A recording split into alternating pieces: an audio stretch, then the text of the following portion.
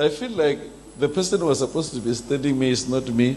It was supposed to be Prophet TB Joshua. Nadhani kwamba mtu ambaye alitakiwa kusimama hapa sikutakiwa kuwa mimi, ilibidi awe TB Joshua. Unfortunately, Prophet TB Joshua, God took him so that we resemble him. Kwa bahati mbaya Mungu alimchukua TB Joshua ili sisi tuweze kufanana naye. Amen. Amen.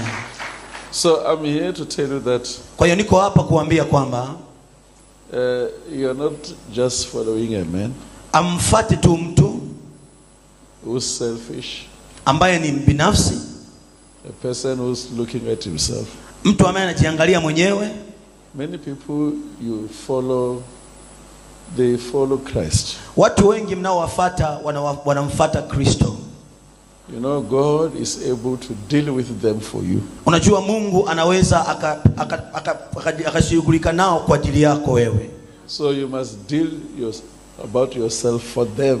Lakini na wewe pia inabidi ushughulike kwa wewe mwenyewe kwa ajili yao. If God is dealing with them for you, kama Mungu anashughulika nao kwa ajili yako, with yourself for them, na wewe kushughulika kwa ajili yako kwa ajili yao pia. If you are hearing me, say amen. Kama unanisikia sema amina. Amen. Ask somebody, say, are you hearing this man? Muulize mtu kama unamsikia anachokisema huyu mtu.